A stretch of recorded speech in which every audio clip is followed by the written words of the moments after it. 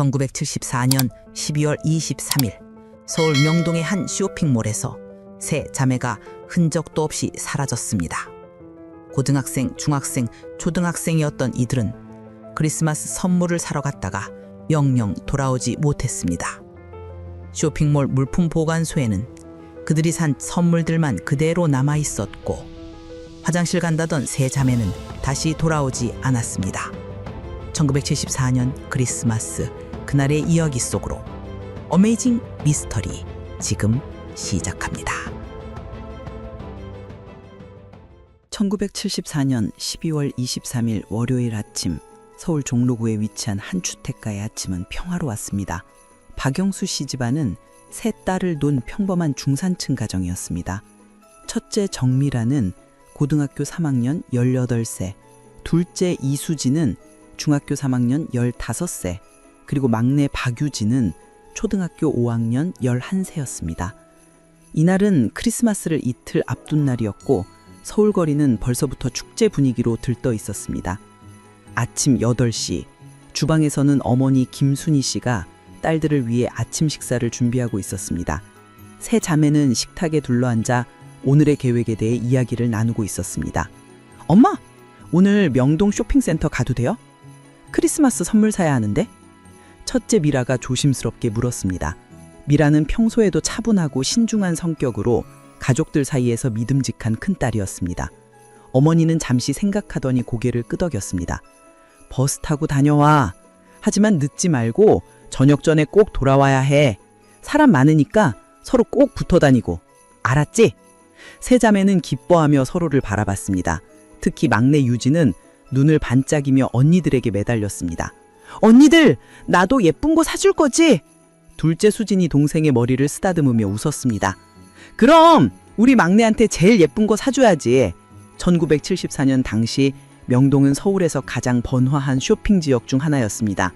특히 크리스마스 시즌에는 수많은 사람들이 선물을 사러 몰려들었고 백화점과 쇼핑센터에는 화려한 장식들이 거리를 밝히고 있었습니다. 오전 10시 30분, 세 자매는 집 근처 버스 정류장으로 향했습니다. 어머니는 현관 앞에서 손을 흔들며 딸들을 배웅했습니다. 조심히 다녀와. 사람 많으니까 서로 떨어지지 말고. 그것이 어머니가 세 딸에게 했던 마지막 말이었습니다. 당시 서울 시내버스는 초록색과 파란색으로 칠해진 구형 버스들이 대부분이었습니다. 세 자매는 명동으로 가는 151번 버스에 올라탔습니다. 버스 안은 이미 사람들로 꽉 차 있었습니다. 크리스마스를 앞두고 쇼핑을 가는 사람들이 많았기 때문입니다. 미라는 동생들을 앞에 세우고 자신이 뒤에서 감싸듯이 서서 흔들리는 버스 안에서 동생들이 넘어지지 않도록 보호했습니다. 버스는 종로를 지나 을지로를 거쳐 명동으로 향했습니다. 창밖으로는 서울의 겨울 풍경이 펼쳐졌습니다. 거리의 상점들마다 크리스마스 장식이 걸려 있었고 사람들은 두꺼운 외투를 입고 바삐 걸어다니고 있었습니다. 차 안에서 세 자매는 오늘 무엇을 살지 작은 목소리로 이야기를 나누었습니다. 오전 11시 20분경 세 자매는 명동에 도착했습니다.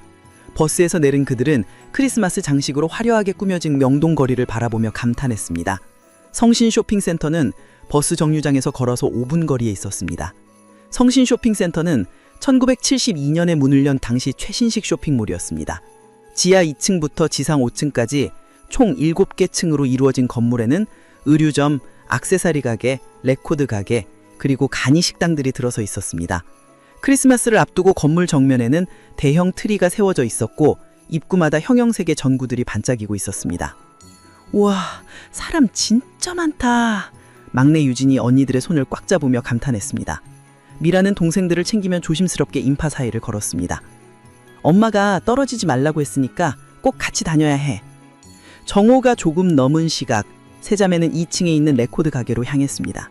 당시 레코드는 젊은이들 사이에서 가장 인기 있는 선물 중 하나였습니다. LP판과 싱글 앨범들이 가게 안 가득 진열되어 있었고 시청대에서는 최신 음악을 들어볼 수 있었습니다.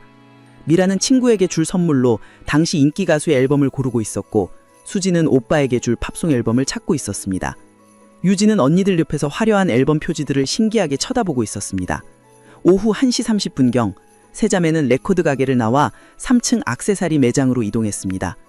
여기서 그들은 어머니를 위한 스카프와 귀고리를 샀고 막내 유진을 위한 예쁜 머리핀도 골랐습니다. 계산을 마친 후 그들은 구매한 물건들을 쇼핑백에 담았습니다. 배고프지 않아? 밥 먹고 가자. 미라가 동생들에게 물었습니다. 수진과 유진도 고개를 끄덕였습니다. 아침부터 이것저것 구경하느라 시간이 훌쩍 지나갔고 점심시간이 한참 지나 있었습니다. 오후 2시 10분, 세 자매는 쇼핑센터 4층에 있는 간이식당으로 갔습니다. 그곳에서 그들은 자장면과 탕수육을 주문했습니다. 식당 안은 점심시간이 지났음에도 여전히 손님들로 붐볐습니다. 옆 테이블에서는 가족들이 함께 식사를 하고 있었고 창가 쪽에는 연인으로 보이는 커플이 앉아 있었습니다. 세 자매는 음식을 먹으며 오늘 산 선물들에 대해 이야기를 나누었습니다. 엄마가 이 스카프 보시면 진짜 좋아하실 거야. 수진이 쇼핑백 안을 들여다보며 말했습니다. 식사를 마친 세 자매는 다시 쇼핑을 계속하기로 했습니다. 오후 2시 40분경 그들은 2층 레코드 가게 근처를 다시 지나가고 있었습니다. 목격자들의 증언에 따르면 이 시각 세 자매는 매우 밝은 표정으로 웃으며 이야기를 나누고 있었다고 합니다. 그들 중 누구도 불안해하거나 두려워하는 기색이 없었고 평범한 쇼핑을 즐기는 자매들의 모습 그 자체였습니다. 레코드 가게 주인 이철수 씨는 나중에 경찰 조사에서 이렇게 증언했습니다. 세 자매가 가게 앞을 지나가는 걸 봤어요. 큰애가 동생들 손을 잡고 있었고 다들 웃고 있었죠. 하지만 이것이 세 자매를 본 마지막 순간이 될 줄은 그 누구도 몰랐습니다. 오후 2시 40분 이후 세 자매는 완전히 자취를 감췄습니다. 오후 5시가 되자 해가 지기 시작했습니다. 12월의 짧은 해는 금방 어둠 속으로 사라졌고 거리에는 하나둘씩 가로등이 켜지기 시작했습니다. 명동거리는 여전히 크리스마스 쇼핑객들로 붐볐지만 세 자매의 모습은 어디에도 보이지 않았습니다. 같은 시각 종로구의 박영수 씨 집에서는 어머니 김순희 씨가 점점 불안해지기 시작했습니다. 딸들이 저녁 전에 돌아오겠다고 했는데 시간이 훌쩍 지나 보였기 때문입니다. 평소 약속을 잘 지키는 큰딸 미라가 이렇게 늦은 적은 한 번도 없었습니다. 오후 6시, 어머니는 더 이상 참지 못하고 남편에게 전화를 걸었습니다. 당시 집에 전화기가 있는 것 자체가 흔한 일은 아니었지만 박영수 씨 가정은 경제적으로 안정된 편이어서 전화를 설치해 놓고 있었습니다. 여보, 애들이 아직도 안 들어왔어요. 이상한데? 어머니의 목소리에는 걱정이 가득했습니다. 아버지 박영수 씨도 이상하다는 생각이 들었습니다. 내가 지금 명동으로 가볼게. 당신은 집에서 기다려. 그는 서둘러 회사를 나와 명동으로 향했습니다. 오후 6시 30분 박영수 씨는 성신쇼핑센터에 도착했습니다. 그는 1층부터 5층까지 각 층을 돌아다니며 딸들을 찾기 시작했습니다. 하지만 세 딸의 모습은 어디에도 보이지 않았습니다. 그는 관리사무소로 달려가 딸들이 실종됐다고 알렸습니다. 제 딸들이 실종됐어요. 18세, 15세, 11세 세 딸인데 오늘 오후부터 연락이 안 돼요. 그의 목소리는 다급했고 얼굴은 창백했습니다. 관리사무소 직원들은 즉시 방송을 통해 세 자매를 찾는 안내를 했습니다. 고등학생, 중학생, 초등학생 세 자매를 찾습니다. 가족들이 찾고 계시니 관리사무소로 와주시기 바랍니다. 방송은 여러 차례 반복되었지만 아무런 응답이 없었습니다. 박영수 씨가 관리사무소에서 기다리고 있을 때 한 직원이 물품보관소 장부를 확인하다가 이상한 점을 발견했습니다. 손님, 혹시 따님들이 오늘 물품을 맡기셨을 수도 있습니다. 확인해 보시겠습니까? 박영수 씨는 직원을 따라 지하 1층에 있는 물품보관소로 향했습니다. 당시 성신쇼핑센터에는 손님들이 무거운 짐을 맡길 수 있는 물품보관소가 운영되고 있었습니다. 보관소 직원은 오후 2시 40분경 맡겨진 물건들을 가리켰습니다. 이 쇼핑백들인데요. 3명의 학생이 맡기고 갔다고 기록되어 있습니다. 잠시 화장실 다녀온다고 하면서 짐이 무거워서 맡긴다고 했대요. 박영수 씨가 쇼핑백들을 확인했을 때 그는 숨이 막히는 듯한 느낌을 받았습니다. 레코드 앨범, 스카프, 액세서리가 들어있는 쇼핑백들이었습니다. 영수증까지 쇼핑백 안에 정확히 보관되어 있었는데 영수증을 보니 성신쇼핑센터 2층 레코드 가게에서 오후 2시 41분에 결제된 것이었습니다. 분명히 딸들이 산 물건들이 맞았습니다. 박영수 씨의 손이 덜덜 떨리기 시작했습니다. 화장실 간다고 맡긴 거라면 왜 몇 시간이 지나도록 안 찾으러 온 거지? 불길한 예감이 그의 가슴을 짓눌렀습니다. 그는 즉시 쇼핑센터 안으로 뛰어들어가 각 층을 다시 한번 돌아다니며 딸들을 찾기 시작했습니다. 레코드 가게에 가서 물어봤지만 주인은 오후에 딸들이 물건을 사고 나간 것 외에는 아무것도 모른다고 했습니다. 30분이 지나고 1시간이 지나도 세 자매는 나타나지 않았습니다. 박영수 씨는 더 이상 기다릴 수 없다고 판단하고 근처 파출소로 달려갔습니다. 오후 8시 30분 정식으로 실종 신고가 접수됐습니다. 당시 경찰 담당자는 초기에는 그리 심각하게 받아들이지 않았습니다.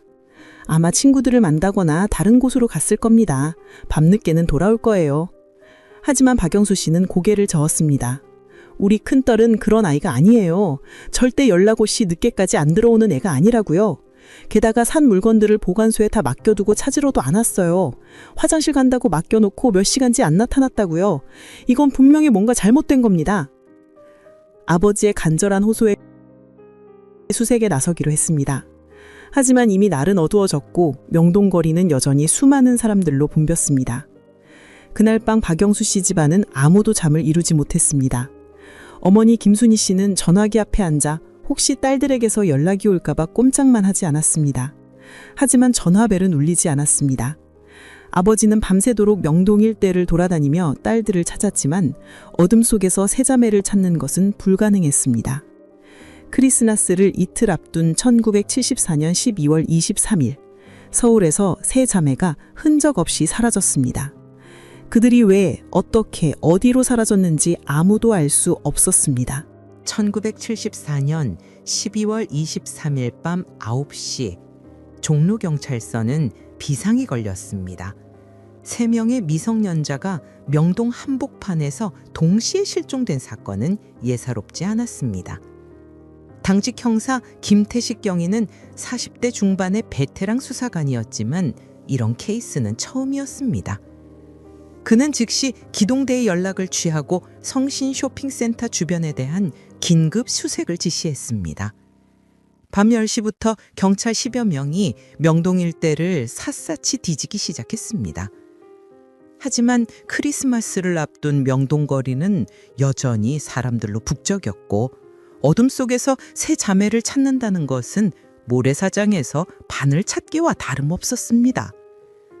경찰들은 쇼핑센터 인근 골목길, 뒷골목, 건물 사이 좁은 통로까지 손전등을 비추며 수색했지만 아무런 흔적도 발견하지 못했습니다.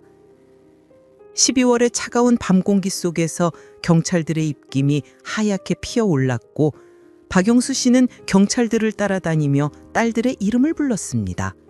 미라야, 수진아, 유진아. 하지만 돌아오는 것은 차가운 침묵뿐이었습니다. 다음 날인 12월 24일 화요일 아침 7시 본격적인 수사가 시작되었습니다. 김태식 경위는 먼저 성신 쇼핑센터 관리사무소를 찾아가 어제 근무했던 직원들을 모두 소환했습니다. 1층 안내데스크에 근무했던 22세 여직원 이미숙 씨가 가장 먼저 조사를 받았습니다. 어제 오후에 3명의 학생들이 물품 보관소를 이용했나요? 김경희의 질문에 이미숙 씨는 고개를 끄덕였습니다. 네, 기억나요. 큰언니가 동생들 손을 잡고 있었는데 정말 사이좋아 보였어요. 물품 보관소는 지하 1층 계단 옆에 위치해 있었습니다. 당시 대형 쇼핑센터에는 손님들의 편의를 위해 이런 시설이 운영되고 있었습니다.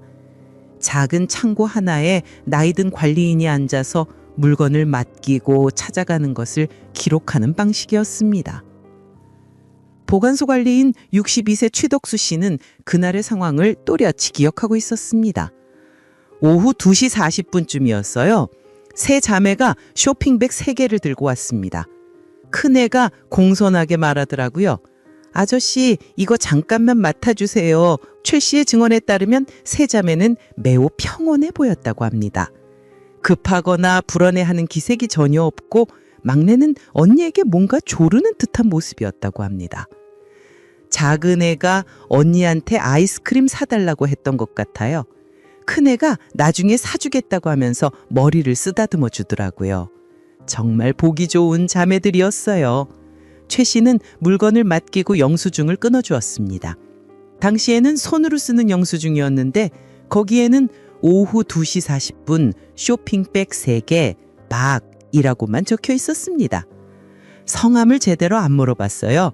보통 30분에서 1시간 안에 다들 찾으러 오거든요. 그런데 이 아이들은 김태식 경위는 보관소 주변을 자세히 살펴봤습니다. 화장실은 복도 끝에 있었고 보관소에서 걸어서 1분도 채 걸리지 않는 거리였습니다. 여자 화장실 안으로 들어가 확인해 봤지만 특이한 점은 발견되지 않았습니다. 화장실을 나와 복도를 따라 걸어보니 여러 갈래길이 나왔습니다. 왼쪽은 비상구로 이어지는 계단, 오른쪽은 지하 주차장으로 가는 통로, 정면은 다시 쇼핑몰 내부로 들어가는 문이었습니다. 세 자매는 이 중 어느 길로 갔을까요? 오전 10시에 경찰은 2층 레코드 가게 주인 이철수 씨를 다시 찾아갔습니다. 44세 이철수 씨는 이 가게를 10년째 운영하고 있는 사장이었습니다. 어제 오후 정확히 몇 시에 세 자매를 보셨습니까? 경위의 질문에 이 씨는 가게 장부를 꺼내 보였습니다. 오후 2시 41분에 계산을 했어요. 여기 영수증 기록이 있습니다. 조용필 LP 한 장이랑 팝송 앨범 한 장을 샀죠. 1974년 당시 조용필은 이미 인기 가수였고 그의 앨범은 젊은이들 사이에서 선물로 인기가 많았습니다. 계산할 때 세 자매의 모습이 어땠습니까? 뭔가 이상한 점은 없었나요? 이철수 씨는 잠시 생각하더니 고개를 저었습니다. 전혀요. 평범한 학생들이었어요. 큰애가 돈을 내면서 영수증 꼭 챙겨달라고 했어요. 선물이라서 나중에 교환할 수도 있다고 하더라고요. 그는 세 자매가 가게를 나설 때의 상황도 기억하고 있었습니다. 가게 문을 나서면서 막내가 화장실 가고 싶다고 했어요. 그래서 큰애가 그래 화장실 가자 하면서 손을 잡고 나갔습니다. 이중원은 물품보관소 관리인의 말과 정확히 일치했습니다. 세 자매는 레코드를 사고 나서 화장실에 가기 위해 지하 1층으로 내려갔고 물품보관소에 맡긴 것이었습니다. 여기까지는 모든 것이 자연스러웠습니다. 문제는 그 다음이었습니다. 화장실에 갔다가 물건을 찾으러 오지 않은 것이었습니다. 김경희는 계단 쪽으로 이동했습니다. 2층에서 지하 1층으로 내려가는 계단은 두 곳이었습니다. 하나는 엘리베이터 옆에 주계단, 다른 하나는 건물 끝쪽에 있는 비상계단이었습니다. 어느 쪽을 이용했을까요? 경찰은 쇼핑센터 전 직원을 대상으로 조사를 확대했습니다. 전날 근무했던 청소부, 경비원, 판매 직원 등 50여 명을 일일이 만나 세 자매를 봤는지 물어봤는데 그중 한 명이 중요한 증언을 했습니다. 3층 의류 매장에 일하던 27세 판매원 박선영 씨였습니다. 저는 오후 2시 50분쯤에 비상계단에서 담배를 피고 있었어요. 당시 여성의 흡연은 사회적으로 좋지 않게 여겨지던 시절이라 그녀는 몰래 비상계단에서 담배를 피웠다고 했습니다. 그때 지하에서 올라오는 발소리가 들렸어요. 여러 명인 것 같았는데 목소리도 들렸어요. 무슨 소리였습니까? 어린 여자의 목소리 같아요. 언니, 여기 어디야? 뭐 이런 말을 하는 것 같았는데 정확히는 잘 모르겠어요. 제가 담배 피다가 혹시 누가 올까봐 급하게 불을 끄느라고요. 그녀는 그 후로는 더 이상 아무 소리도 듣지 못했다고 합니다. 왜냐하면 그녀 자신이 계단을 내려가 다시 매장으로 돌아갔기 때문이었습니다. 이 증언은 매우 중요했습니다. 오후 2시 50분이면 세 자매가 물품을 맡긴 지 10분 후였습니다. 그렇다면 세 자매는 화장실을 다녀온 후 물건을 찾으러 가지 않고 비상 계단을 통해 어딘가로 간 것일까요? 하지만 왜 그랬을까요? 진경위는 비상 계단을 따라 올라가 봤습니다. 계단은 지하 2층부터 옥상까지 이어져 있었고 각 층마다 출입문이 있었습니다. 3층, 4층, 5층, 그리고 옥상. 세 자매는 어디로 간 것일까요? 또 다른 목격자가 나타났습니다. 성신 쇼핑센터 근처에서 떡볶이 노점을 운영하는 53세 김춘자 씨였습니다. 어제 오후 3시쯤 됐을 거예요. 학생 3명이 제 가게 앞을 지나갔어요. 김 씨의 노점은 쇼핑센터 뒷문에서 약 50m 떨어진 곳에 있었습니다. 평소 쇼핑센터 직원들이나 근처 학생들이 자주 찾는 곳이었습니다. 근데 이상한 게 뭐냐면요. 그 아이들이 아무것도 안 들고 있었어요. 보통 쇼핑 온 애들은 쇼핑백이라도 하나씩 들고 있잖아요? 김경희는 즉시 김춘자 씨를 따라 그 위치로 갔습니다. 쇼핑센터 뒷문은 비상구로 연결되어 있었고 직원들이나 물건을 싣는 트럭들이 주로 이용하는 곳이었습니다. 일반 손님들은 거의 이용하지 않는 출입구였습니다. 새 학생의 얼굴을 정확히 보셨습니까? 김춘자 씨는 고개를 저었습니다. 멀리서 봐서요. 그냥 학생복 입은 애들이 3명 지나가는 걸 봤어요. 큰 애가 작은 애들 손을 잡고 있었던 것 같은데. 그녀는 그때 특별히 신경 쓰지 않았다고 했습니다. 평범한 학생들이 지나가는 것처럼 보였기 때문이었습니다. 오후 3시, 김경희는 쇼핑센터 뒷문 쪽을 집중적으로 조사하기로 했습니다. 뒷문을 나서면 좁은 골목길이 나오고 그 골목은 을지로 방향과 충무로 방향 두 갈래로 나뉘어졌습니다. 양쪽 다 주택가와 작은 상점들이 밀집한 곳이었습니다. 경찰은 골목길 주변 상인들과 주민들을 일일이 찾아가 물어봤습니다. 하지만 어제 오후에 세자매를 봤다는 사람은 더 이상 나타나지 않았습니다. 크리스마스 이브 전날이라 거리에는 워낙 사람들이 많았고 누가 누군지 기억하기 어려운 상황이었습니다. 오후 5시, 박영수 씨 부부가 경찰서로 찾아왔습니다. 밤새 한숨도 못 자 못한 어머니 김순희 씨의 얼굴은 초췌했고 눈은 퉁퉁 부어 있었습니다. 우리 애들 찾으셨어요? 제발 찾았다고 해주세요. 김경희는 고개를 숙였습니다. 아직 정확한 단서를 찾지 못했습니다. 하지만 목격자 증언들을 종합해보면 세 따님이 오후 3시경 쇼핑센터 뒷문 쪽으로 나간 것으로 추정됩니다. 어머니는 이해할 수 없는 표정으로 물었습니다. 왜요? 왜 애들이 뒷문으로 나가요? 산 물건도 안 찾아가고? 이것이 바로 이 사건의 가장 큰 미스터리였습니다. 세 자매는 왜 자신들이 산 선물들을 찾아가지 않았을까요? 왜 정문이 아닌 뒷문으로 나갔을까요? 혹시 누군가와 만나기로 한 약속이 있었을까요? 아니면 누군가에게 끌려간 곳일까요? 김경희는 부모에게 조심스럽게 물었습니다. 큰따님 미라 양이 혹시 남자친구가 있었습니까? 아니면 최근에 누구를 만나거나 하지는 않았나요? 아버지 박영수 씨는 단호하게 고개를 저었습니다. 절대 아닙니다. 미라는 대학 입시를 앞둔 수험생이에요. 학교와 집만 오갔고 친구들도 다 여자애들 뿐입니다. 어머니도 같은 말을 했습니다. 저희 큰애는 정말 모범생이에요. 담임 선생님도 항상 칭찬하시고 집에서도 동생들을 잘 챙기는 아이예요. 절대 이상한 데 가거나 하지 않아요. 김경희는 둘째 수진과 막내 유진에 대해서도 물었지만 두 아이 모두 평범한 학생들이었습니다. 성적도 중간 정도였고 친구 관계도 원만했고 가출을 하거나 문제를 일으킬 만한 아이들이 아니었습니다. 그렇다면 대체 무슨 일이 있었을까요? 오후 6시, 김경희는 수사팀 회의를 소집했습니다. 현재까지 파악된 상황을 정리하겠습니다. 세 자매는 어제 오후 2시 41분에 레코드를 구매했고 2시 40분에 지하 물품 보관소에 짐을 맡겼습니다. 2시 50분경 비상계단에서 여자아이 목소리가 들렸고 3시경 쇼핑센터 뒷문 근처에서 3명의 학생이 목격되었습니다. 그 이후로는 어떤 흔적도 없습니다. 한 형사가 손을 들었습니다. 혹시 유괴 가능성이 없을까요? 3명을 동시에 유괴하긴 어렵지만 김경희는 고개를 저었습니다. 그렇다면 흔적이 남아야 합니다. 비명소리, 목격자, 뭔가 이상한 차량이라도 있어야 하는데 아무것도 없습니다. 또 다른 형사가 말했습니다. 혹시 세 자매가 스스로 어딘가로 간 건 아닐까요? 가출이라든지. 하지만 이것도 말이 되지 않았습니다. 크리스마스 선물을 사러 갔다가 갑자기 가출을 한다? 게다가 산 선물들을 놓고 간다. 11살 어린 동생까지 데리고? 너무나 비논리적이었습니다. 회의는 결론이 없고 경찰은 계속 수색을 이어가기로 했습니다.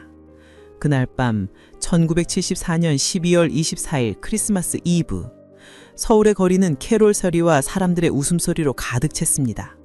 하지만 박영수 씨 집에는 어둠과 침묵만이 가득했습니다. 어머니는 딸들의 빈 방을 바라보며 눈물을 흘렸고 아버지는 전화기 옆에 앉아 혹시 연락이 올까 기다렸습니다. 하지만 전화벨은 울리지 않았습니다. 크리스마스 트리 아래에는 딸들을 위해 준비해둔 선물들이 놓여 있었습니다. 하지만 그 선물들을 열어볼 사람은 없었습니다. 세 자매는 도대체 어디로 간 것일까요? 왜 아무런 연락도 없는 걸까요?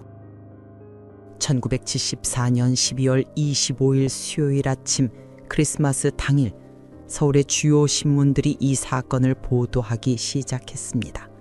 명동서 세 자매의 실종, 경찰 수사 중이라는 제목의 짧은 기사가 실렸습니다. 기사는 크지 않았지만 3명의 미성년자가 동시에 사라졌다는 내용은 사람들의 관심을 끌기에 충분했습니다. 신문을 본 시민들의 제보 전화가 경찰서로 쏟아지기 시작했습니다.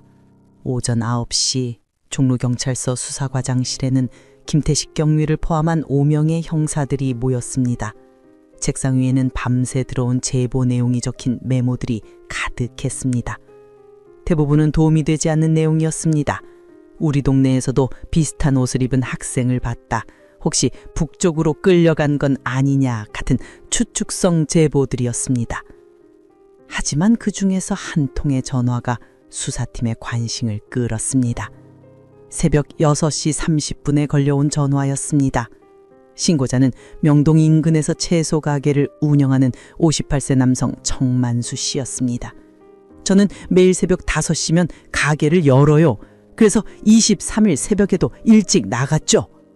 그의 증언에 따르면 12월 23일 새벽이 아니라 그날 오후 늦은 시각에 이상한 것을 봤다고 했습니다. 사실 그는 날짜를 착각하고 있었던 것입니다. 김경희가 자세히 물어보니 12월 23일 오후 3시 30분경이었습니다. 제가 가게 앞에서 배추를 정리하고 있는데 노란색 트럭이 한 대 지나갔어요. 1974년 당시 서울 시내에서 노란색 트럭은 흔하지 않았습니다. 대부분의 화물차는 흰색이거나 회색이었고 노란색은 특정 업체나 기관에서만 사용하는 색상이었습니다. 어떤 종류의 트럭이었습니까? 김경희가 물었습니다. 정만수 씨는 잠시 생각하더니 대답했습니다. 1톤 트럭 정도 크기였어요. 짐칸 뒤쪽에 천막이 쳐져 있었고요. 근데 이상한 게 뭐냐면 트럭이 쇼핑센터 뒷골목에서 나와서 아주 천천히 움직이더라고요. 마치 길을 찾는 것처럼요. 이 증언은 매우 중요했습니다. 세 자매가 마지막으로 목격된 시각이 오후 3시였고 장소가 쇼핑센터 뒷문 근처였습니다. 그리고 30분 후에 같은 장소 근처에서 수상한 트럭이 나타난 것입니다. 운전석에 누가 타고 있었습니까? 김경희의 질문에 정만수 씨는 고개를 끄덕였습니다. 남자 한 명이 운전하고 있었어요. 40대쯤 돼 보이는 사람이었는데 정확한 얼굴은 못 봤어요. 멀리서 봤거든요. 근데 조수석에도 누가 타고 있었던 것 같아요. 경찰은 즉시 노란색 트럭에 대한 추적을 시작했습니다. 1974년 당시 서울 시내에서는 차량 등록 시스템이 지금처럼 전산화되어 있지 않았기 때문에 일일이 운송회사와 개인 사업자들을 찾아다니며 확인해야 했습니다. 오전 10시 경찰 2개 팀이 나뉘어 서울 시내 운송업체들을 방문하기 시작했습니다. 용산구, 성동구, 마포구 등 주요 물류교점 지역의 회사들을 중심으로 수사가 진행되었습니다. 오후 1시 박영숙 씨 부부는 명동 일대에 전단지를 붙이기 시작했습니다. 밤새 손으로 쓴 전단지 100여 장이었습니다. 당시에는 복사기도 흔하지 않았기 때문에 한 장 한 장 어머니가 직접 손으로 베껴 쓴 것이었습니다. 실종자를 찾습니다. 정미라 18세, 이수진 15세, 박유지 11세. 12월 23일 오후 명동 성신 쇼핑센터에서 실종. 보신 분은 연락 주세요. 전단지 아래에는 집 전화 번호가 적혀 있었습니다. 아버지는 전단지를 들고 상점마다 전봇대마다 붙여나갔고 어머니는 길을 지나가는 사람들에게 전단지를 나눠주며 딸들을 보지 못했냐고 물었습니다. 오후 1시 경찰은 명동 일대 상인들을 대상으로 2차 조사에 들어갔습니다. 첫 번째 조사에서는 놓친 부분이 있을 수 있다고 판단했기 때문입니다. 이번에는 더 구체적인 질문들을 했습니다. 12월 23일 오후에 3명의 여학생이 남자와 함께 있는 것을 본 적이 있습니까? 노란색 트럭을 본 적이 있습니까? 수상한 사람이나 차량을 목격하셨습니까? 대부분의 상인들은 기억나지 않는다고 했지만 몇몇은 새로운 증언을 내놓았습니다. 쇼핑센터에서 200m 정도 떨어진 곳에서 문방구를 운영하는 45세 여성 한영숙 씨가 손을 들었습니다. 저는 23일 오후에 가게 앞을 청소하고 있었어요. 그때 학생 몇 명이 어른 남자랑 걸어가는 걸 봤어요. 김경희가 즉시 물었습니다. 몇 시쯤이었습니까? 한영숙 씨는 확실하지 않다고 했습니다. 정확히는 모르겠어요. 오후 3시에서 4시 사이였던 것 같아요. 제가 보통 그 시간에 청소를 하거든요. 그녀의 증언에 따르면 학생들은 교복을 입고 있었고 함께 있던 남자는 평범한 작업복 차림이었습니다. 몇 명의 학생이었습니까? 김경희의 질문에 한영숙 씨는 잠시 생각했습니다. 2명인지 3명인지 정확히는 빨리 지나가서요. 근데 작은 애들이었어요. 중학생이나 고등학생 같았어요. 그녀는 그들이 어느 방향으로 갔는지는 기억나지 않았습니다. 하지만 한 가지는 확실히 말했습니다. 그 남자가 학생들 어깨에 손을 올리고 있었어요. 아빠나 삼촌처럼 보였어요. 그래서 별로 신경을 안 썼죠. 이 증언은 세 자매가 낯선 남자와 함께 있었을 가능성을 시사했습니다. 하지만 강제로 끌려가는 것처럼 보이지는 않았다는 점이 이상했습니다. 오후 3시 또 다른 제보가 들어왔습니다. 이번에는 쇼핑센터 지하 주차장에서 일하는 29세 주차관리원 최병호 씨였습니다. 저는 지하 주차장 입구에서 차량을 안내하는 일을 해요. 23일에도 근무했고요. 그는 오후 3시 40분경 노란색 트럭 한 대가 지하 주차장으로 들어오려고 했다고 증언했습니다. 근데 트럭은 주차가 안 되거든요. 그래서 제가 막았어요. 여기는 승용차만 주차할 수 있다고 했죠. 그때 트럭 운전자가 뭐라고 말했냐는 질문에 최병호 씨는 고개를 저었습니다. 아무 말 없이 그냥 후진해서 나갔어요. 운전자의 얼굴을 봤습니까? 김경희가 물었습니다. 최병호 씨는 어렴풋이 기억한다고 했습니다. 40대 정도 됐을 거예요. 까무잡잡한 얼굴에 머리는 짧았어요. 작업복을 입고 있었고요. 이것은 앞선 목격자의 증언과 일치하는 부분이었습니다. 조수석에 누가 타고 있었습니까? 최병호 씨는 잠시 생각하더니 대답했습니다. 잘 모르겠어요. 차가 금방 나가버려서요. 근데 뒷짐칸 쪽에서 뭔가 소리가 난 것 같기도 하고. 그는 정확하지 않다며 말을 흐렸습니다. 이 증언들을 종합하면 하나의 가설이 나왔습니다. 세 자매는 오후 3시경 쇼핑센터 뒷문을 나와 누군가를 만났고 그 사람과 함께 어딘가로 갔을 가능성이 있습니다. 그리고 3시 30분에서 40분 사이에 노란색 트럭이 그 지역을 배회했습니다. 하지만 여전히 의문은 남았습니다. 세 자매는 왜 낯선 사람을 따라갔을까요? 강내로 끌려갔다면 왜 아무도 비명소리를 듣지 못했을까요? 오후 5시 김태식 경위는 박영수 씨 부부를 다시 만났습니다. 실례지만 따님들이 최근에 누군가에게서 선물을 받았거나 누군가와 약속을 했다는 얘기를 하지 않았습니까? 김경희의 질문에 부모는 고개를 저었습니다. 전혀요. 저희 집은 아이들과 대화를 많이 하는 편이에요. 뭔가 있었다면 분명 얘기했을 거예요. 어머니가 덧붙였습니다. 미라는 특히 집에 오면 학교에서 있었던 일을 다 얘기했어요. 수진이랑 유진이도 마찬가지고요. 김경희는 다른 가능성을 탐색했습니다. 혹시 따님들이 좋아하는 연예인이나 공개 방송 같은 게 있었습니까? 당시 1970년대에는 TV 공개 방송이 인기였고 젊은이들이 가수를 보기 위해 방송국 앞에 모이곤 했습니다. 하지만 아버지는 부정했습니다. 미라는 수험생이라 그런 거 관심도 없었어요. 공부하느라 바빴죠. 수진이는 가끔 라디오 듣는 걸 좋아했지만 방송국까지 가본 적은 없어요. 모든 가능성이 하나씩 사라지고 있었습니다. 밤 8시 경찰은 노란색 트럭에 대한 조사 결과를 정리했습니다. 서울 시내에서 노란색 1톤 트럭을 소유한 업체는 총 17곳이었습니다. 그중 12곳은 12월 23일 당일 명동 지역에 출입한 기록이 없었습니다. 나머지 5곳은 배달 업무로 명동 인근을 지나갔지만 모두 정상적인 업무였고 운전자들의 알리바이도 확인되었습니다. 결국 노란색 트럭의 정체는 밝혀지지 않았습니다. 혹시 번호판을 가린 불법 차량이었을까요? 아니면 서울이 아닌 다른 지역에서 온 차량이었을까요? 12월 26일 목요일 사건 발생 3일째, 언론의 관심은 점점 커져갔습니다. 저녁 뉴스에서 이 사건을 보도했고 신문 일면에 세 자매의 사진이 실렸습니다. 전국적으로 알려지면서 제보 전화는 더욱 증가했습니다. 하지만 대부분은 확인되지 않은 소문이나 착각에 의한 목격담이었습니다. 인천에서 비슷한 학생들을 봤다. 북한행 기차에 탄 것 같다 같은 제보들이 쏟아졌지만 모두 사실이 아닌 것으로 확인되었습니다. 경찰은 수색 범위를 넓히기로 했습니다. 명동뿐만 아니라 서울 전역 그리고 인근 경기도까지 수색 지역을 확대했습니다. 하지만 단서는 더 이상 나오지 않았습니다.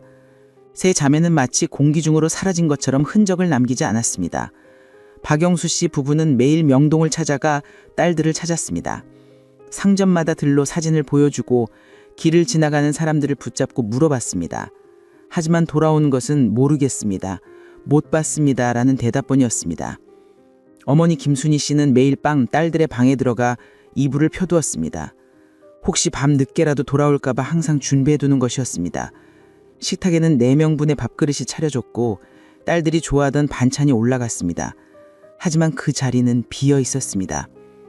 아버지는 밤마다 서울 시내를 차를 타고 돌아다녔습니다. 딸들이 혹시 길을 잃고 헤매고 있지는 않을까 하는 희망 때문이었습니다. 하지만 어둠 속 서울 거리 어디에도 세 자매의 모습은 보이지 않았습니다. 크리스마스가 지나고 연말이 다가왔습니다. 사람들은 새해를 준비하느라 바빴고 세 자매 실종 사건에 대한 관심도 서서히 줄어들기 시작했습니다. 하지만 한 가족에게는 시간이 멈춰 있었습니다. 12월 23일 오후 2시 40분 세 딸이 화장실 다녀올게요 라고 말하고 떠난 그 순간부터 시계는 멈춰 있었습니다. 1974년 12월 28일 토요일 아침 9시 박영수 씨 집 우편함에 한 통의 편지가 배달되었습니다. 흰색 봉투에는 박영수 앞으로 주소가 적혀 있었습니다. 발신인 나는 비어 있었고 우편은 제대로 붙어 있었습니다. 어머니 김순희 씨가 우편함을 열었을 때 그 편지를 발견했습니다. 여보, 편지 왔어요. 그녀의 목소리는 떨리고 있었습니다. 혹시 딸들로부터 온 편지일까요? 부부는 거실에 마주 앉아 조심스럽게 봉투를 뜯었습니다. 안에는 편지지 한 장이 들어 있었습니다. 연필로 쓴 글씨였는데 손글씨가 매우 떨리고 불안정했습니다. 편지 내용은 이랬습니다. 엄마, 아빠, 저희는 괜찮아요. 급하게 떠나야 했어요. 일주일 후에 돌아갈게요. 걱정하지 마세요. 미라. 짧은 편지였지만 부모의 심장은 격렬하게 뛰기 시작했습니다. 딸이 살아있다는 증거였습니다. 하지만 어머니는 편지를 읽고 또 읽으며 이상한 점을 발견했습니다. 이거 미라 글씨가 아니에요. 김순희 씨는 확신에 차서 말했습니다. 그녀는 딸의 공책과 시험지를 수없이 봐왔단 사람이었습니다. 미라의 글씨는 단정하고 반듯했습니다. 하지만 이 편지의 글씨는 삐뚤빼뚤하고 떨리는 필체였습니다. 아버지 박영수 씨도 미라의 일기장을 가져와 비교해 봤습니다. 분명히 달랐습니다. 글씨체가 완전히 다른 사람의 것이었습니다. 아버지는 즉시 봉투를 자세히 살펴봤습니다. 우표는 10원짜리 보통 우표였고 소인이 찍혀 있었습니다. 소인을 보니 12월 27일 용산 우체국에서 발송된 것으로 나와 있었습니다. 하지만 더 이상한 점이 있었습니다. 우편 번호가 적혀 있는데 그 번호가 실제로 존재하지 않는 번호였습니다. 당시 서울의 우편번호 체계에서는 없는 번호였던 것입니다. 박영수 씨는 즉시 경찰서로 전화를 걸었습니다. 30분 후 김태식 경위가 박영수 씨 집으로 달려왔습니다. 그는 편지를 받아들고 꼼꼼히 살펴봤습니다. 봉투, 편지지, 글씨, 모든 것을 세밀하게 관찰했습니다. 이 편지는 따님이 직접 쓴 것이 아닐 가능성이 높습니다. 김경희의 말에 어머니는 고개를 끄덕였습니다. 저도 그렇게 생각해요. 우리 미라 글씨가 아니에요. 경희는 편지지를 햇빛에 비춰봤습니다. 특별한 워터마크나 표시는 없었습니다. 보통 문방구에서 파는 일반 편지지였습니다. 글씨를 자세히 보시면 여기 이 부분들이 특히 많이 떨리고 있습니다. 김경희가 편지의 몇몇 글자를 가리켰습니다. 떠나야, 일주일, 돌아갈게 같은 단어들이 유독 더 흔들리고 있었습니다. 이것은 글을 쓰는 사람이 매우 불안하거나 다급한 상태였다는 것을 의미합니다. 혹은 누군가의 강요에 의해 쓴 것일 수도 있습니다. 경희의 분석을 듣는 부모의 얼굴은 창백해졌습니다. 누군가 딸들을 억류하고 있다는 뜻이었습니다. 김경희는 편지를 증거물로 가져가 정밀 분석을 의뢰했습니다. 1974년 당시에도 필적 감정이 가능했지만 지금처럼 정밀하진 않았습니다. 경찰 과학수사대에서 편지를 분석한 결과 몇 가지 사실이 밝혀졌습니다. 첫째, 편지는 연필로 쓰였는데 포비 연필로 추정되었습니다. 둘째, 필압이 일정하지 않아 쓰는 사람이 심리적으로 불안정한 상태였을 것으로 보입니다. 셋째, 글씨체를 분석한 결과 미라의 평소 글씨와 일치하지 않았습니다. 경찰은 즉시 용산 우체국을 찾아갔습니다. 12월 27일에 이 편지를 접수한 직원을 찾아야 했습니다. 하지만 크리스마스 연휴 기간이라 우체국은 매우 바빴고 하루에 수백 통의 편지가 접수되던 시기였습니다. 우체국 직원들은 특정 편지를 기억하지 못했습니다. 12월은 연화장 시즌이라 편지가 너무 많아요. 누가 접수했는지 기억할 수가 없습니다. 결국 이 단서도 막다른 골목에 부딪혔습니다. 하지만 편지에는 한 가지 중요한 메시지가 담겨 있었습니다. 일주일 후에 돌아갈게요 라는 문장이었습니다. 편지가 12월 27일에 발송되었다면 일주일 후는 1975년 1월 3일이었습니다. 경찰과 가족들은 그날을 기다리기로 했습니다. 혹시 정말로 세 자매가 돌아올까요? 아니면 이것은 시간을 끌기 위한 거짓말일까요? 박영수 씨 부부는 편지를 받고 희망과 불안이 교차했습니다. 딸들이 살아있다는 증거였지만 동시에 누군가에게 억류되어 있다는 증거이기도 했습니다. 어머니는 매일 달력을 보며 날짜를 세었습니다. 12월 28일, 29일, 30일, 1월 3일까지 앞으로 며칠 남지 않았습니다. 그날이 되어 딸들이 정말 돌아올까요? 아버지는 경찰서를 찾아가 더 적극적인 수사를 요청했습니다. 하지만 경찰로서도 더 이상 추적할 단서가 없었습니다. 12월 31일 대한민국 전체가 새해를 준비하고 있었습니다. 종각에서는 JR이 종을 치는 행사가 준비되고 있었고 사람들은 새해 소망을 빌고 있었습니다. 하지만 박영수 씨 가족에게 새해는 의미가 없었습니다.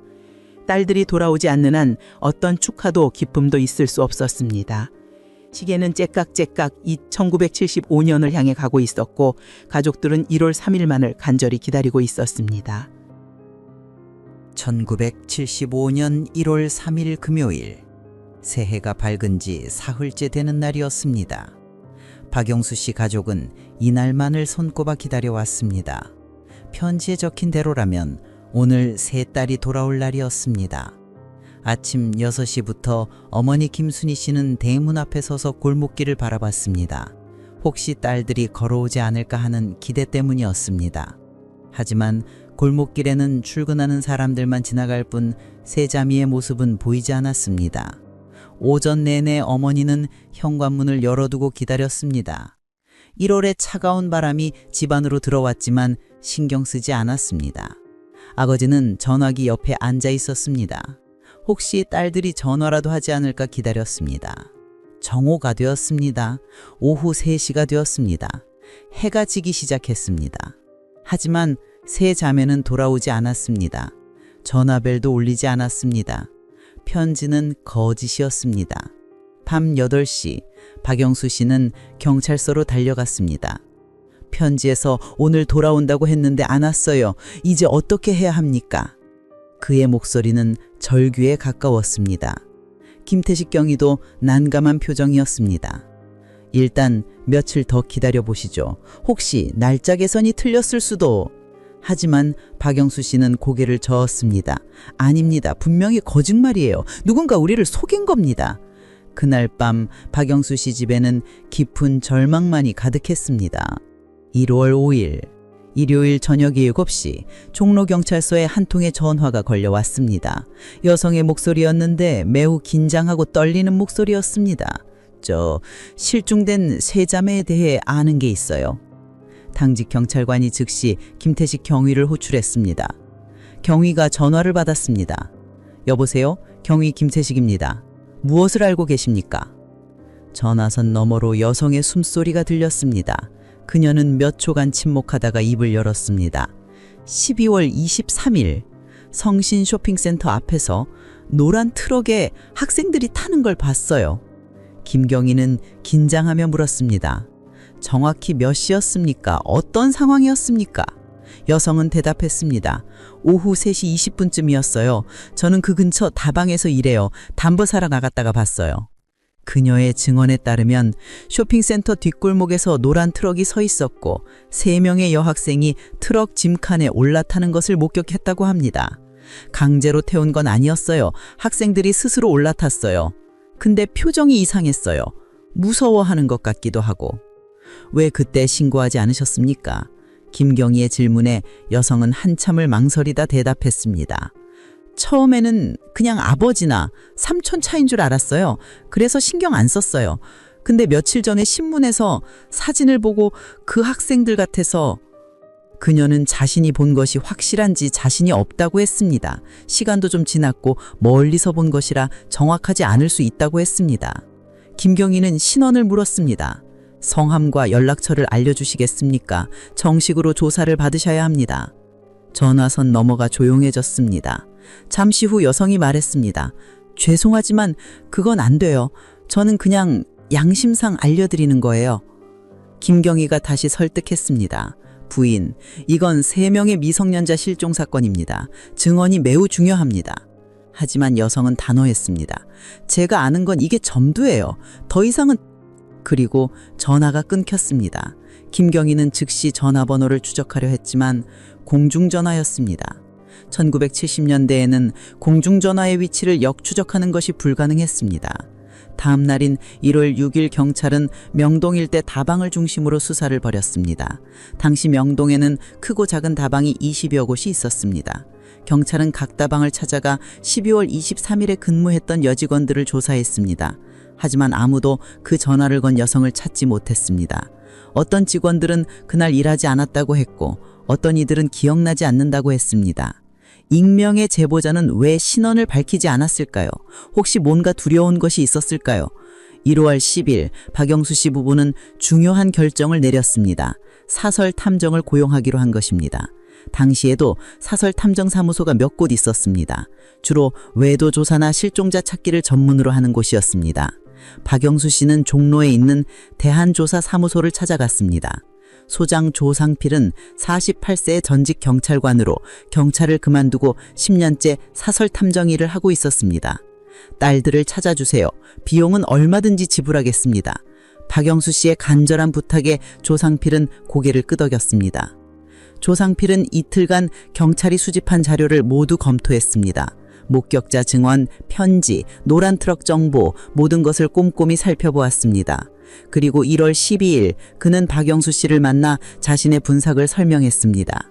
제 생각에는 세 따님이 계획적으로 납치된 것 같습니다. 노란 트럭, 편지, 모든 것이 치밀하게 준비된 것으로 보입니다. 조상필의 추론에 따르면 범인은 세 자매를 미리 관찰했고 쇼핑센터에서 범행을 일행했다는 것입니다. 하지만 목적이 뭔지는 알 수 없습니다. 몸값 요구도 없었고 조상필은 독자적인 조사를 시작했습니다. 그는 명동 일대의 노숙자들과 노점상들을 만나 정보를 수집했습니다. 경찰이 놓친 작은 단서라도 찾기 위해서였습니다. 며칠간의 조사 끝에 그는 한 가지 내용 정보를 얻었습니다. 쇼핑센터 근처 골목에서 구두 닦기를 하는 60대 노인이 12월 23일 오후에 수상한 남자를 봤다고 증언했습니다. 작업복 입은 남자가 쇼핑센터 뒷문 쪽을 계속 서성이고 있더라고요. 담배를 피우면서 뭔가 기다리는 것 같았어요. 이 정언은 매우 의미심장했습니다. 범인은 세 자매가 나오기를 기다렸을까요? 아니면 다른 목적이 있었을까요? 조상필은 더 깊이 파고들기로 했습니다. 그는 노란 트럭에 대한 정보를 다시 수집하기 시작했습니다. 경찰이 조사한 17개 업체 외에도 개인 소주 트럭이나 불법 차량이 있을 수 있다고 판단했기 때문입니다. 하지만 1975년 1월 말중에 사건은 예상치 못한 방향으로 흘러가게 됩니다. 1975년 1월 20일 월요일 사설탐정 조상필은 독자적인 조사 끝에 중요한 단서를 찾아냈습니다. 그는 경찰이 조사한 17개 업체 외에 노란색 트럭을 소유한 또 다른 사람을 찾아낸 것입니다. 용산구에 사는 42세 남성 송영준이라는 인물이었습니다. 그는 건설 현장에서 잡부로 일하며 개인 소유의 중고 트럭을 운영하고 있었습니다. 조상필은 송영준의 주소를 확인하고 직접 찾아가기로 했습니다. 1월 21일 오전 조상필은 용산구 한강구의 낡은 단독주택가를 찾았습니다. 좁은 골목길 안쪽에 송영준의 집이 있었습니다. 대문은 반쯤 열려 있었고 마당에는 각종 공구들이 어지럽게 놓여 있었습니다. 조상필이 대문을 두드리자 40대 중반으로 보이는 남자가 나왔습니다.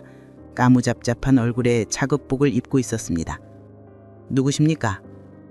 남자가 경계하는 눈빛으로 물었습니다. 조상필은 명함을 내밀었습니다. 대한조사사무소 조상필입니다. 잠깐 여쭤볼 게 있어서요.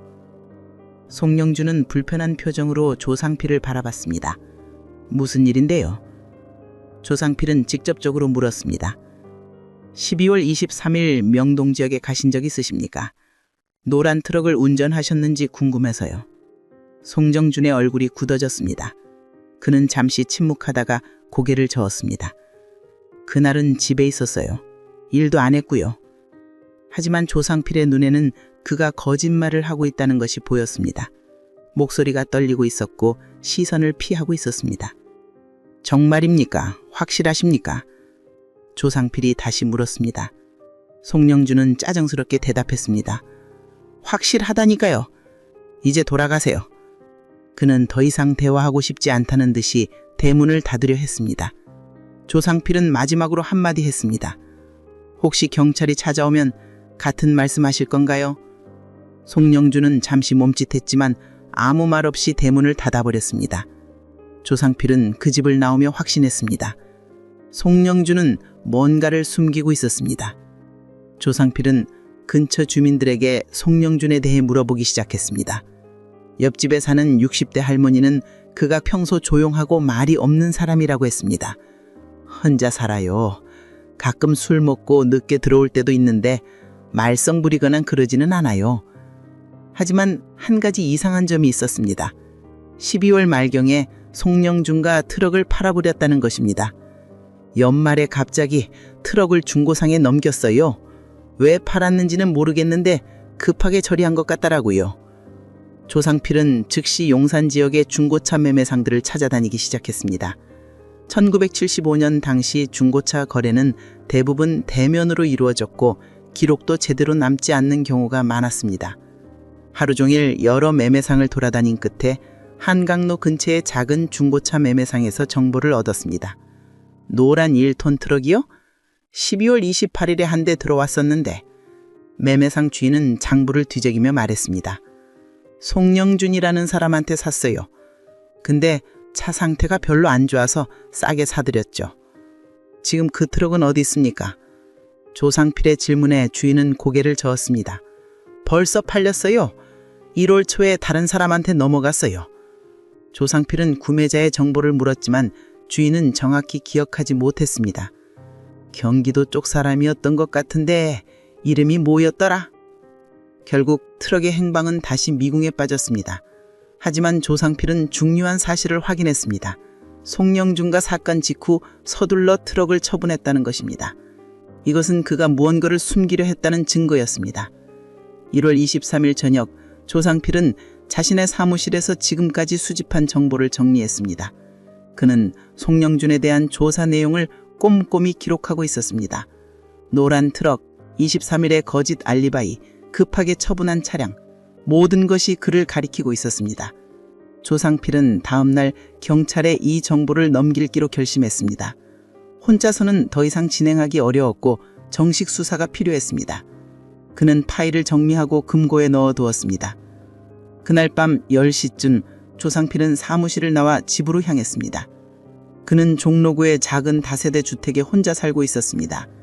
계단을 올라가 현관문 열쇠를 꺼내는 순간 뒤에서 인기척이 느껴졌습니다. 하지만 돌아볼 틈도 없었습니다. 1월 24일 금요일 아침 6시 조상필의 집 앞에서 그의 시신이 발견됐습니다. 우유 배달을 하던 청년이 계단에 쓰러져 있는 조상필을 발견하고 경찰에 신고했습니다. 경찰이 현장에 도착했을 때 조상필은 이미 숨진 상태였습니다. 검시 결과 조상필은 약물 과다 복용으로 사망했습니다. 그의 몸에서 수면제 성분이 다량 검출되었고 집안에서도 수면제 병이 발견되었습니다. 경찰은 자살로 결론 지었습니다. 최근 업무 스트레스가 심했던 것 같습니다. 유서는 없지만 정황상 자살로 보입니다. 하지만 이상한 점이 있었습니다. 조상필의 사무실 금고가 열려 있고 세 자매 사건에 관한 파일이 모두 사라진 것이었습니다. 박영수 씨는 조상필의 죽음 소식을 듣고 경찰서로 달려갔습니다. 이건 자살이 아닙니다. 조 선생님은 딸들 사건의 단서를 찾았다고 했어요. 어제 전화로 중요한 정보를 발견했다고 말했어요. 하지만 경찰은 증거가 없다며 사고사 처리를 고수했습니다. 파일이 사라진 것은 도둑이 들어간 것으로 보입니다. 금고에 현금도 좀 있었는데 그것도 없어졌습니다. 박영수 씨는 억울했지만 어쩔 수 없었습니다. 딸들을 찾아줄 유일한 희망이었던 조상필마저 세상을 떠났습니다. 조상필이 죽음 이후 세자매 실종 사건은 완전히 미궁에 빠졌습니다. 경찰 수사도 사실상 중단되었고 언론의 관심도 시들어졌습니다. 1975년 2월이 되자 사람들은 이 사건을 서서히 잊어가기 시작했습니다. 하지만 박영수 씨 가족만은 딸들을 잊을 수 없었습니다. 조상필이 남긴 마지막 기록 중 하나, 그의 수첩에 적혀있던 짧은 메모만이 남아 있었습니다. 송영준 연결 의심, 경찰과 관계? 1975년 2월 경찰은 조상필의 메모에 적힌 송영준을 다시 찾아가기로 했습니다. 하지만 용산구 한강로의 그 집에는 아무도 없었습니다. 대문은 굳게 잠겨 있었고 집안은 텅 비어 있었습니다. 이웃 주민들에게 물어보니 송영준은 1월 말에 갑자기 이사를 갔다고 했습니다. 한밤중에 짐을 싸서 나가더라고요. 어디로 갔는지는 아무도 몰라요. 경찰은 송영준의 행방을 추적했지만 그는 완전히 자취를 감춰버렸습니다. 주민등록 이동 신고도 하지 않았고 새로운 직장도 찾을 수 없었습니다. 김태식 경위는 송영준에 대한 전국 수배를 요청했습니다. 하지만 1975년 당시 전산 시스템이 없던 시절 한 사람을 찾는다는 것은 거의 불가능에 가까웠습니다. 더욱이 그에게는 전과 기록도 없었고 특별히 눈에 띄는 특징도 없었습니다. 그는 그저 평범한 잡부 중 한 명일 뿐이었습니다. 몇 주간의 수색에도 불구하고 송영준은 발견되지 않았습니다. 경찰은 다른 가능성도 검토했지만 조상필이 남긴 정보가 모두 사라진 상태에서 더 이상 진전을 이룰 수 없었습니다. 1975년 봄이 되자 세자매 실종 사건은 서서히 사람들의 기억에서 잊혀져 갔습니다. 신문에도 더 이상 보도되지 않았고 새로운 사건들이 사람들의 관심을 끌었습니다. 경찰 수사도 공식적으로는 계속된다고 했지만 실질적으로는 중단된 것이나 다름없었습니다. 사건 파일은 미제 사건 보관함에 들어갔고 담당 형사도 다른 부서로 이동했습니다. 김태식 경위는 정년 퇴직 전까지 이 사건을 잊지 못했지만 결국 진실을 밝히지 못한 채 경찰을 떠났습니다. 박영수 씨 가족은 포기하지 않았습니다. 어머니 김순희 씨는 매일 아침 딸들의 이불을 개켜두었고 식탁에는 여전히 4명분의 밥그릇이 차려졌습니다. 아버지는 주말마다 명동을 찾아가 혹시 딸들의 흔적을 찾을 수 있을까 해서 골목골목을 걸었습니다. 하지만 시간은 무정하게 흘러갔습니다. 1976년, 1977년, 1978년, 세월이 지날수록 세자매를 기억하는 사람은 점점 줄어들었습니다. 1980년대가 되자 명동의 풍경도 많이 바뀌었습니다. 성신 쇼핑센터는 재건축되어 새로운 건물이 들어섰고 세자매가 마지막으로 걸었던 뒷골목도 재개발되었습니다. 딸들이 물건을 맡겼던 물품 보관소는 사라졌고 그곳에서 일했던 최덕수 노인도 세상을 떠났습니다. 노란 트럭을 목격했던 사람들도 하나 둘 기억 속에서 그 일을 잊어갔습니다. 시간은 모든 것을 지워버렸습니다. 1990년 사건 발생 16년째 되는 해였습니다. 박영수 씨는 70대가 되었고 어머니 김순희 씨는 지병으로 병원 신세를 지고 있었습니다. 큰딸 미라가 살아있다면 34세, 둘째 수지는 31세, 막내 유지는 27세가 되어 있을 나이였습니다. 어쩌면 결혼을 해서 자녀를 낳고 행복하게 살고 있을 나이였습니다. 하지만 부모는 딸들이 어디에 있는지 살아있는지조차 알 수 없었습니다. 어머니는 병상에서 딸들의 이름을 부르며 눈물을 흘렸습니다. 미라야, 수진아, 유진아, 엄마가 미안하다. 1995년 봄, 어머니 김순희 씨가 세상을 떠났습니다. 마지막까지 딸들을 기다리다 눈을 감았습니다. 장례식장에는 친척들과 이웃들이 찾아왔지만 정작 와야 할 세 딸은 올 수 없었습니다. 빈소에는 세 딸의 사진이 나란히 놓여 있었습니다. 고등학교 교복을 입은 미라, 중학교 교복을 입은 수진, 초등학생 유진의 사진이었습니다. 사진 속 그들은 여전히 젊고 밝게 웃고 있었습니다. 시간이 멈춰버린 그날, 1974년 2월 23일의 모습 그대로였습니다. 2000년, 아버지 박영수 씨도 세상을 떠났습니다. 그는 생애 마지막 순간까지 딸들을 찾으려 노력했지만 결국 진실을 알지 못한 채 눈을 감았습니다. 그가 남긴 유언은 단 한 가지였습니다. 언젠가는 우리 딸들이 돌아올 거야.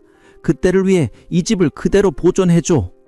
하지만 그의 바람과는 달리 집은 결국 팔려야 했고 세 자매의 방도 사라졌습니다.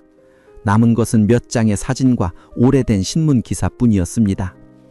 2020년, 사건 발생 46년이 지났습니다. 이제 이 사건을 기억하는 사람은 거의 없습니다. 경찰청 미제 사건 데이터베이스에 여전히 기록은 남아있지만 적극적인 수사는 이루어지지 않고 있습니다. 송영준은 끝내 발견되지 않았고 노란 트럭의 정체도 밝혀지지 않았습니다. 조상필 탐정이 남긴 경찰과 관계?